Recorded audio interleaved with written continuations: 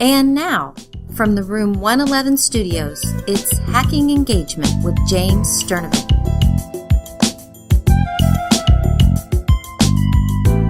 Hey, listener, I'm back. I'm back from vacation. I'm raring to go. I'm in the saddle again. I'm so glad you're here. I love this episode. I have a fascinating guest I'm going to be talking about momentarily. But first, I want to set this episode up about storytelling. A number of years ago, I had a superintendent by the name of April Domine. I interviewed April Domine. I think it was on episode 50 of the Hacking Engagement podcast about the future of education. Well, at this point, she was my superintendent, and we were in this conversation about the power of storytelling in the classroom. So she made a really neat suggestion, a book by Daniel Pink called A Whole New Mind, and he's a best-selling author. It was an amazing recommendation. The crux of the book is that the right side of the brain is going to be the star of the future. The subtext of the title says it all, moving from the information age to the conceptual age. As I read this excellent book, I felt Daniel was verbalizing everything I've always felt about the learning process. And to top it all off, he's from Columbus, Ohio. Small world, baby. Daniel devotes an entire chapter to the power of story. In the opening part of the chapter, he refers to earlier parts of the book. One reference is fact-based. He challenges the reader to recall some important specific data point from one of the opening chapters. No doubt most of the readers struggled to recall the specific statistic. I certainly did. He then asked readers to recall a fascinating comparison between the legendary John Henry, the steel driving man, and Gary Kasperov, the chess champion defeated by the IBM computer in 1997. These stories he outlined earlier in the book, so he's asking the reader to recall these various parts of the book. Both John Henry and Gary Kasperov demonstrated the limitations of even the most skilled and determined human in the face of advancing technology. When Daniel referred to these rich narratives, the feelings I had when I read them, the moral, and many of the details immediately surfaced on my hard drive. It was a eureka moment for me. It's like, man, I remember all that stuff, but I can't remember those important facts that he's talking about from earlier in the book. Well, here's what Daniel Pink has to say in A Whole New Mind. Our difficulty retrieving the isolated factoid and our relative ease summoning the sad saga of Gary Kasparov aren't signs of flaccid intelligence or impending Alzheimer's. They merely demonstrate how our minds work. Stories are easier to remember because in many ways stories are how we remember. What a powerful message for an educator. So if you are not utilizing the power of story in your classroom, you are squandering an amazing opportunity. Well, I have today a storytelling evangelist. His name is Elontra Hall. So check out this guy's resume. And the first thing I have to do is get him to tell his own story when he comes on momentarily. Elontra is a teacher of English and a literacy coordinator at Malcolm Arnold Academy in Northampton, United Kingdom. But he wasn't born there. He was born in Detroit. He's an American. He's a man from southeastern Michigan. And so the first thing I'm going to have to ask Elontra is, how did you get from point A, which is Detroit, Michigan, to point B, the United Kingdom? So we need to hear that story. Currently, Elontra is writing a collection of poetry about basketball. And he's learning French and spending time with his family whenever he gets a break from grading or planning. Doesn't that sound familiar? Man, buckle up. You're going to love this episode. Hey, so get this, listener. My publisher contacts me and says, I love the way Hacking Engagement is selling. How about doing 50 more? I was all over it like a cheap suit. So the name of the book is Hacking Engagement Again, 50 Teacher Tools that will make students love your class. And it's going to be available on Amazon's virtual shelves in the late summer of 2017. In the meantime, if you're looking for more teacher empowerment resources, as always, visit hacklearning.org. Now let's get back to the solutions part of the Hacking Engagement podcast. Well, I'll tell you what, man, I could sit here in central Ohio and talk to somebody, but that would be too easy. So what I'm going to do is I'm going to go east about, what are we looking at, 5 time zones? That's right, isn't it? Yeah, about 5 hours in the future. That's right, in the future. Hey, I'll tell you what. I'm talking to Elontra. Elontra. Yes, Elontra Hall. And he comes from Detroit, Michigan, just up the road from Columbus, Ohio. But he doesn't live in Detroit, Michigan. He's a teacher of English and a literacy coordinator at Malcolm Arnold Academy in Northampton, United Kingdom. What's up with that, man? How did you get from Detroit to England? Okay, so I'll give you a medium version of the story, which is very ironic considering the topic for today. But I was a teacher in Michigan. I graduated from high school in Detroit Cass Tech. Shout out to my technician. Yes. Went to Western Michigan University in Kalamazoo, where I ended up meeting my future wife. Okay. And then I did what every kid wants to do when they decide they want to teach. They go, I want to go back home and give back.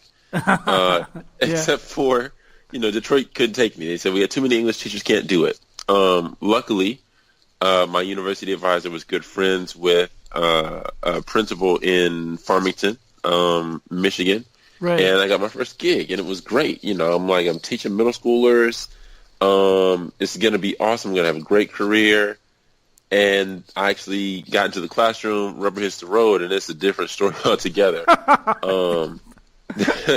I think about my first year, and that first year, I did some things my first year where I go, I don't know how they kept me. That was crazy. Yeah. But, I did 3 years, and Michigan is one of those states, like Ohio, I'm sure, where the recession was felt a bit sooner than the rest of the country felt it. Still felt. So what happened is they would hire more teachers. They would hire teachers, and they would lay off more than they needed in the summer to make sure that they balanced their budget. Then they would hire you back right before the fall. I did that 3 years in a row because you're the youngest person on the totem pole. You don't have tenure. So 3 years in a row that happened, and that last time I just kind of went, well, not anymore. I can't. There were some other political things that were going on at the same time in my district involving me and some other folks, but I just kind of felt like I wasn't welcome, and I needed to find a different place to teach. So I scoured the country. I looked on the East Coast.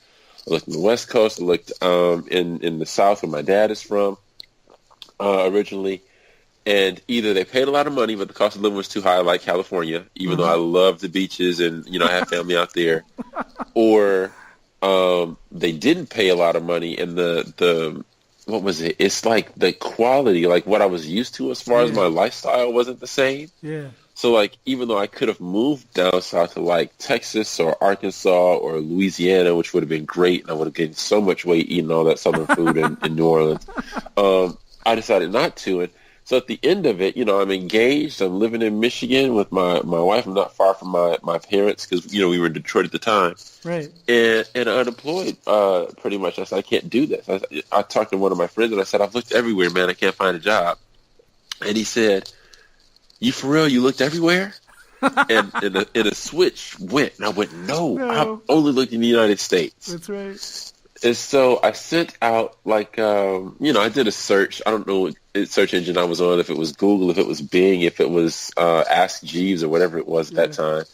And I got these different agents. I teach London and teach these places.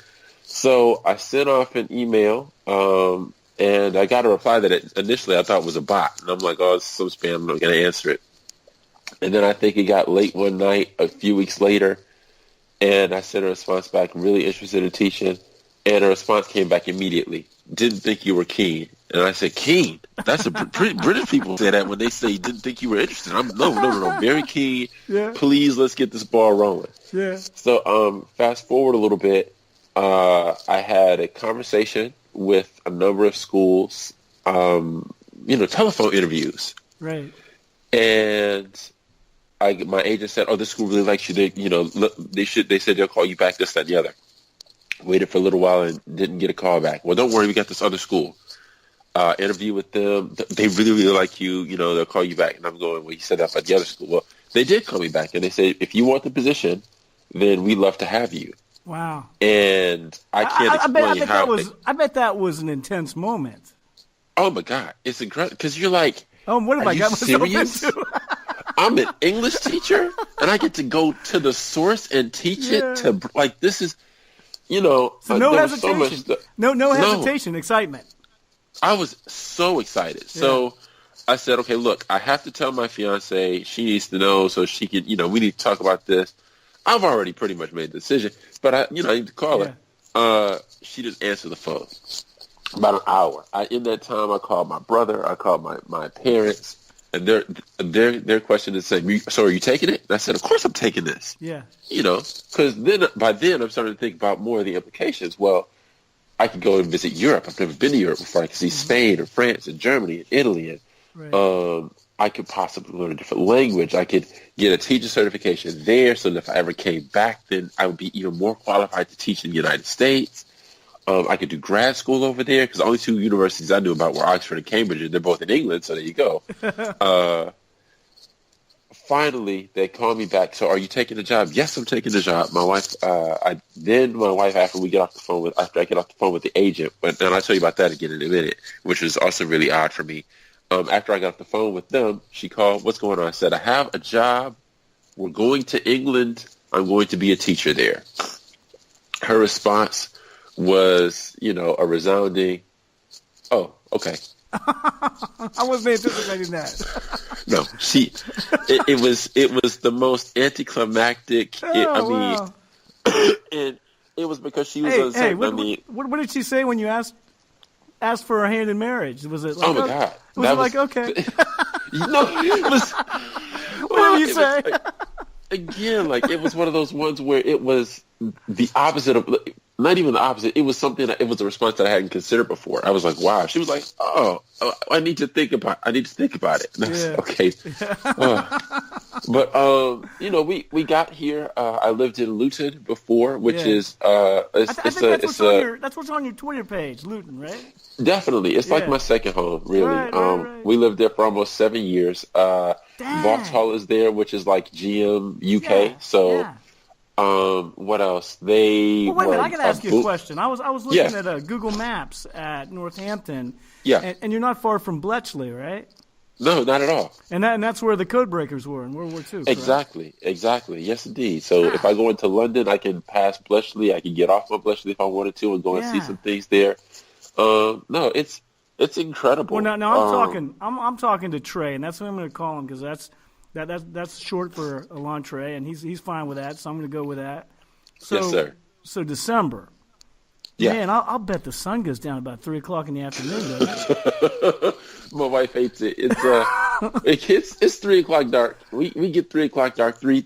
I call it 3:00 dark because it's like nighttime dark at like 3:30, 3:45. Yes, rough. But it gets it when it's bright. Like in the summertime, we get light until like 10. Yeah. Well, you always hear about the UK and how cloudy it is. Is it cloudy where you live in the summertime a lot? Okay, so this is the deal. When you get summer, you, especially in England, and you lived here for a while, you just accept summertime is only really going to be about 2 weeks. Yeah. 2 weeks of kind of sun and not a lot of clouds and nice weather. And those 2 weeks are going to be spread out over the whole of the summertime. I got you. Wow. But recognize that it could rain at any moment. It could rain when it's sunny. Yeah. And recognize also that at any point the clouds can come out and you just have to make do. So we're used to it now. I'll bet you there's some food that you miss from the U.S. Oh, listen, Thanksgiving just happened. Do you know how much I miss, like, my mother's potato salad or the dressing or, what else does it? Oh, I'm thinking about it now. My mom's calling me, although we did. I'm getting you homesick. Now, I gotta throw something else at you because, we're interacting some before this episode, and I loved what you wrote. You said currently working on a collection of poetry about basketball. Now, are you a Pistons fan? Oh, of course I am, and they're doing great this year. I mean, they lost that game last night. Well, listen, I'm a Cavs fan. I'm an Ohio guy, which I apologize for. But you, no, not at all. You have to. How do you consume NBA basketball over there? So the NBA, in their great wisdom, has created an app that allows you to watch the games even after they've been played, or you can watch them in real time. Yeah. So I use the NBA app, and I try and find some time when I'm not going to be disturbed by my daughter or my wife. Yeah. And I'll sit on the side. I avoid the scores as much as I can. Very and I good. sit down and watch the game and get frustrated or excited like everybody else does when they watch it the first time. Very good, sir. Well, I guess we have to start talking about what we're going to talk about, which is Definitely. Which is storytelling. And I'm going to tell you something, man. I mean, like, if you are not utilizing storytelling as a teacher, you are just squandering the essence of engagement, as far as I'm concerned, man. So why is storytelling so important? I mean, I feel like it's central to human beings, just in general. I mean, it's one of those things to where the stories that we know, like David and Goliath from the Bible, or Hercules and all the different Greek myths, they end up showing up in our everyday lives anyway. And I feel like the reason that those stories are passed down is because they communicate essential information, be it about the nature of human curiosity with Pandora and Pandora's box, be it about the limitations that are placed on people and what happens when they surpass those limitations, like Prometheus stealing fire from heaven. Who knows? I mean, whatever story you can think of, there is a lesson or a number of lessons which are applicable even to us today. And I think that that's important. My wife. Trey, wouldn't you go ahead. agree? I don't mean to interrupt, but wouldn't you agree that it's almost like nonverbal communication. It's a language that is not necessarily straightforward verbal, but very understandable to everyone. Oh, definitely. I was just thinking about it. I had a class the other day, and what I wanted to say is storytelling is it's a virus. It's viral. So in my class on Friday, I have a group of year 7s. They would be 6th graders there, and we were talking about manipulation. We were watching Ender's Game. We were talking about the treatment of children. We had looked at treatment of children in the past and the present, and so we thought about what the treatment of children would be like in the future. And we got to a point in the book where Ender is kind of manipulated, and they began to talk about this. And after a bit, so I told a story about a time that I was kind of manipulated benevolently by my parents, to eat my vegetables. That's kind of you. And what ended up, I know, right? But what ended up happening was, then every kid in the class had a story about a time that they were manipulated. Absolutely. And we were then able to use that to kind of create a more specific definition of what manipulation was that was applicable to any number of situations. We were able to kind of empathize more with Ender's character. We were able to predict maybe what he might do if he were to find out that he were manipulated.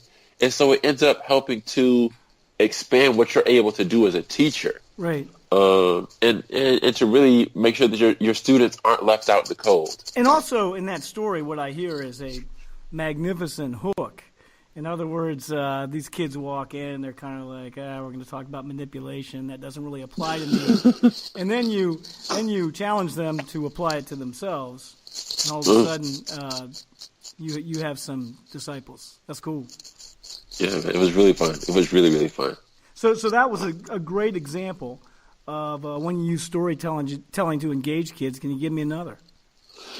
If you want to think about this for a second, you can. No. Okay. Yeah, I mean, there's so many times that, I have to tell on myself. So I have 7 siblings, and I use them all the time. Right.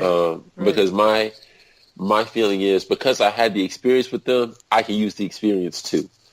So we look at Romeo and Juliet. So when we teach R&J over here, we tend to focus on the text. So it's like, well, we have these different things we have to cover, but we're going to look at the text. And one of the things that I do when we talk about Romeo and Juliet is the part where Romeo is leaving Juliet's room via the window after that night that they have of being married before he has to go off into exile. Yeah. And I go, oh, my God, this reminds me of my sister. And they go, what? And I go, okay, I'll tell you this story. And I told them the story about what happened with my sister and her boyfriend. Yeah. And they go, oh, my God, so that's great. And this her thing is really weird. I'll tell you about that another time. But, oh, my God, so that's crazy. I can't imagine. I'm like, yeah, you don't have to imagine. I just told you. And then they talk about the times where their siblings got in trouble. And then we go, well, you know, if you were Juliet's dad, what would you have done? Right. You know, if you were to kind of have caught the silhouette of him skipping over the fence or whatnot. And we got all of these stories. Okay, well, write about the experience from Romeo's point of view. Write about the experience from Juliet's point of view. What do you think the nurse is thinking? And they're able to put these details in that they maybe wouldn't have thought of before, because they've had that kind of, like you said, that kind of hook, that kind of bridge to help them to internalize a little bit better. You know, one thing that's really interesting that I did last week along those lines. Are you familiar with a guy by the name of Joseph Campbell? Yes, indeed. Right, so he's got the hero's journey. You know? Yep, hero's journey, hero of a thousand faces. That's beautiful, man. That's good stuff. And this concept of, you know, whether it's Star Wars or the Aeneid or let's see, what else? The Iliad, the Odyssey, you name it. Yep. It goes through these predictable phases. So those phases make sense to people. When you start talking about taking a story about a hero and then compartmentalizing it into those phases, everybody's like, yeah, I get that. I understand that. So we took a story of this guy called Siddhartha Gautama, the Buddha, and we applied the hero's journey to Siddhartha Gautama, and I saw in their eyes and I saw in the assessments a much deeper understanding of that story than in years past when I hadn't used that template. Yeah. So you are to coin an American phrase, preaching to the choir. Oh man. Oh, indeed. I mean, it was funny. I had to teach. What was it? I think it was whatever it was. No, I know exactly what it was. I wanted my kids to be able to talk about archetypes. Yeah. And they went, what are archetypes? And I went, oh my God, how do you not know what archetypes are? And so we kind of went through the more general ones, the unhealable wounds, the old wise teacher, the hunting companion. And I'm like, yeah, this is really kind of cool. This is really cool. This is really cool. And I went, okay, so let's pick this story apart, just a short story. Let's pick the story apart. Let's see what archetypes we can find there. And they loved it. And so this past year, with my sophomores, they'll take their national exams this year. This past year, so their freshman year, we looked at all the Greek myths because Shakespeare is using all these Greek myths he has knowledge of these. And so we looked at, I said, I was giving them Macbeth and mythology questions. So one question was, which character in Macbeth is most like Echo? From Echo and Narcissus. Right. Another question that I gave them was, which character in Macbeth is most like Phaeton? And it was cool because some people felt like Lady Macbeth was most like Echo because she was doing things. No, they felt like Banquo was most like Echo because he was doing things after Macbeth had done them. But he also lasted because his offspring then became king of England longer than Narcissus did, who was kind of the catalyst for Echo to have anything to say.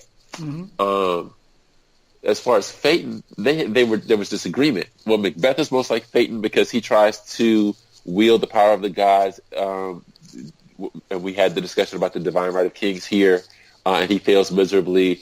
Well, no, Lady Macbeth is most like Phaeton because she manipulates Macbeth to get this power, and then when she gets it, she can't handle it. She's killed in the same way that Phaeton manipulates Apollo to drive the chariots, but when he gets it, he's killed. And so seeing them compare those two stories and find the similarities was really, really great, and it shows me that they, understood what we were talking about when we explored the text the first time. Well, I appreciate that because I had Shakespeare when I was a freshman in high school. I don't remember any of it. All I remember is there was a really, really attractive girl who sat beside me, and I was much more interested in trying to impress her than I was my 65-year-old teacher. Oh my gosh! But I think that's the story of every freshman that's reading Shakespeare. So you got you like I like to say, you grabbed them by the virtual lapels with your tactics. That's cool. Now, Appreciate that.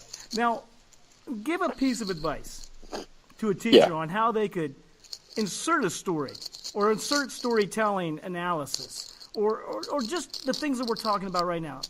Give them a piece of advice on how they could do that into their repertoire. Well, I think for me, it was realizing that I have to make sure that I have to connect to the kids. Kids aren't going to respond to you unless they feel like they can trust you on some level. Mm-hmm. And not to necessarily manipulate them, but to make yourself more human. Right, because, approachable.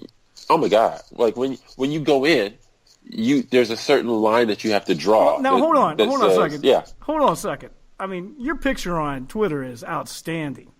and so here you got this dude coming in from Detroit, walking into a class. Is your class diverse? Yes, actually. Okay. Well, that's something I wasn't sure about, but still you were an exotic teacher for them, right? Uh-huh. And so you had to make yourself more approachable, which you might have been intimidating to some of them at first. Definitely. I think I can remember the very first kids I taught when I got to England. So and I have to embrace my Americanness here. So I came over to England and I'm like, okay, so this is going to be super cool. They're going to wear uniforms. They're going to say yes, sir, no, sir. It's going to be really easy. They're going to drink tea at 12 o'clock. You know what I'm saying? It's going to be great, right? No behavior problem. More like to sir with love, though, right? Oh, my God. And the uniform wasn't, and you open the door, and the uniform was messy. It's not done properly, and they're saying different kind of things. And the wearing the pants below the waist had made it across the Atlantic, and I went, sweet Lord, what did I get? What did I do? What did I do? But no, it was when I got there, they were like, okay, so here's another North American teacher. Oh yeah. And we made the last one. She cried, and we made her leave. And I kind of looked at them coolly, and I said, "Don't worry, I'm going to be here for a long time. I'm going to be here long after you're gone. So you better get nice and comfy." And they kind of. Oh, that's a new response. And by staying there for more than the 1 year, because I wasn't like a teaching tourist, which is what I like to call, which unfortunately is what I call some people, because they come for a year, they come to get some experience, but then to kind of have their gap year while being paid. Mm-hmm. Not judging that, but it's unfortunate for the kids because they don't have that continuity. Right. So because I stayed and because I made it very clear, like, this is what I'm going to do. And these are things that I will not do. And you're not going to change my mind on those things. As far as like dealing with people being disrespectful to others or having people talk over others.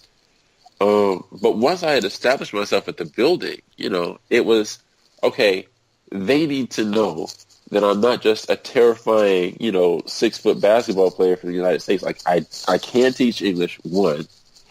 2, I'm actually a fairly decently tempered guy if you do what you're supposed to do.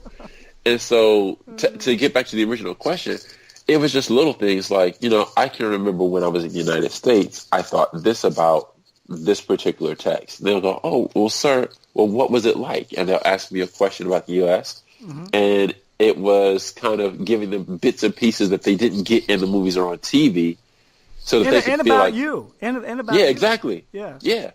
But then once you're even more comfortable, then you can talk about some of the things that have impacted you or that you've experienced that connect with the material. That's always the key. If I can't bring it back to the material, then I don't use it. Right. Because that's a good point. Then it becomes about me grandstanding and talking about how great I am. And that's not it. That's not, no, it's not about that at all. That's awesome. That's really a good point. In other words, it's a lever or a vehicle or yes, a tactic. That's wonderful, man. That's wonderful. So listen, Trey, you've been great. I think that people who are listening to this, who are not necessarily settled who are young, who are like, well, I'm not sure that I don't want to experience something. I mean, I hope they take from your experience that there is a lot more out there than just what's right around the block, man. Oh my God! Like I can't. You think you're going to move back to the United States? Okay, so I would love to, because for me, I mean, coming from Detroit and being as nourished and nurtured as I was by the city and by the beautiful people there, and a city that's I would love rebounding. to go back and give back. Oh my God, yeah! Like I went downtown a couple of years ago, and it was fantastic. Right. But at the moment, I mean, healthcare isn't the greatest, and I pretty much free healthcare here, and it's really good. Yeah. I have the ability to travel fairly easily and fairly inexpensively. I mean, I could go on and on. So at the moment, unless there's a situation which is, pretty much tailor-made for my wife and I and my daughter to go back into, I might kind of do guest spots. Like I plan on going to the NCTE conference in November next year. And hopefully I can present, I really want to do some research to present there. Yeah. But aside from doing guest spots, unless there's a position or an opportunity to do something really great, then I think we'll be here for a little while longer. Well, I got to ask you one more question, man. I'm yes, wondering sir. about this. So I'm looking at your Twitter handle. Yes. And that's why I asked you, what is your name? Because I was looking at your Twitter handle. Tell them what your Twitter handle is. Okay, so my Twitter handle is Cloud Scholar.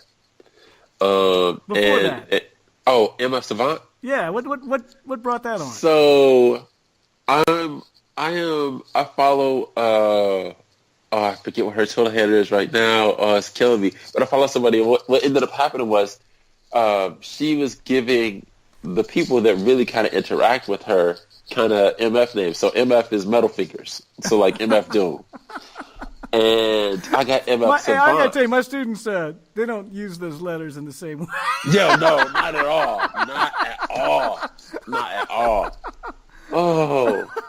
And so I got MF Savant, I guess, because of what I do as far as teaching and some of the kind of more intellectual stuff that I deal with. I hope I'm not blowing myself up too much here, but I guess that's why I got it. Yeah. But I had to ask. I was curious, man. Yeah, no. I mean, I'm still running with it because I like it. You know what I'm saying? Like I feel like it's cool, and it's one of those things where if I'm calling myself that, I got to try to push to kind of be like that. So, I have some opportunities coming up where I might get a chance to go to Finland and do a 3-day shadowing course. Yeah. Because Finland is constantly 1, 2, or 3 in the international tables. Right. And the sun goes down even sooner. Oh my God! Listen, my wife will let me. That's one place that she'll let me go and not ask to follow me. She'll go ahead for your 3 days and enjoy yourself. 3 days is used liberally there too, man. It's more like exactly. It's more like 6 nights. So, it's stuff like that. And there's something. Oh, also, I mean, even having this conversation with you for me. Yeah. Is really kind of useful because when I listen to it, then I'll be able to reflect back and go, you know what, that's key. I need to make sure I go back and do more of that. Or actually, James talked about that, and I haven't done that in a long time, so let me make sure I use that too. Well, listen, so I'm constantly trying to push it. It's such an interesting time we live in because Trey and I, we started to interact on Twitter. He heard a couple of my podcasts and liked them. And so then, whenever I see that, I always try to reach out to people. And then all of a sudden I'm talking to some guy from the UK who just happens to be from 3 hours up the road. Just go up US 23 and pretty soon you're at the border. Hallelujah, man. Well, I'll tell you what. That's crazy. US 23. I remember US 23, man. That's nice. My brother lives in Lakewood. Lakewood, Ohio, or Lakewood? Yes, Lakewood. No, Lakewood, Ohio. Oh, so he's probably a Cavs fan, man. Of course, he's a Cavs fan. And I love it. And when the Cavs are playing, I root for them. Yeah. And when the Cavs in Detroit play, I can't stand the Cavs. I really can't. Well, I went up to watch the Cavs one time pre-LeBron, which was not a hard thing to do. And I actually was sitting in the front row just to show you what amazing physical specimens those guys are. And I looked at Deshaun Prince, and I thought, well, he doesn't really look that big, man. And then he took the ball out right beside me. He's like 6'8". He's just skinny. He's just a skinny 6'8". Yeah, man, it's like that. It is like that. Well, thank you so much, my friend. I'll tell you what, it's getting late. You gotta get to bed because you gotta teach these English kids tomorrow, man. Oh, that's right. That's right. And I'll make sure I use the U when I spell color. I'll tell you that now. I'll tell you what. I went to England once, and this will tickle you. This was back in the 80s, and I knew that England was diverse, but I didn't realize how diverse it was. Uh-huh. So I come out of the subway tube, and I walk up. Uh-huh. There's what I think is an African-American guy walking right up to me, which I'm grateful for because I have no idea where I am. And so like I said, where's such and such? He goes, oh, you just go down the block right there, mate. And I was like, never assume anything. No, never. All right, my friends, thank you so much, and you were great. Thank you for having me. So here we are at the What You Can Do Tomorrow section. It was really neat to talk to Elontra Hall. I mean, Bard from Detroit, living in the UK, engaging English students. That's cool. And one thing that I wish I was younger. I would love to have done something like what he's doing right now. And what I think is interesting is I don't know that he's in a big hurry to come back to the United States. It's quite obvious he's having a good time over there. That's wonderful, man. And his ideas about infusing your lessons with stories are outstanding. I mean, stories are this language that people understand. It's like this primordial language, this template that makes the complicated understandable. So here's what I'd like you to do. I love what Elontra was talking about in terms of infusing your lessons with stories. I want you to go into tomorrow's lesson and see how can I insert a story in there. Now, this story could be used to try to make the material more understandable, or it could be used to enlighten your students about something about you so you could become more approachable. But I like what Trey said about making sure that it's linked to the content. Otherwise, you're just not grandstanding. I have grandstanded a few times in my day. Furthermore, I'd like you to try to consider how you can ignite the kids' storytelling abilities. And I'm going to go into this in the next episode. I'm going to talk about this idea that I had about taking Joseph Campbell's The Hero's Journey template and applying it to lessons in the class. But I want you to try to figure out how it is that you could get the kids to tell stories to one another, to tell stories to the class about the subject matter. And good luck tomorrow engaging your kids. Show notes for this episode can be found at jamesalansturdivant.com. If you enjoy Hacking Engagement, please subscribe, rate, and review us on iTunes.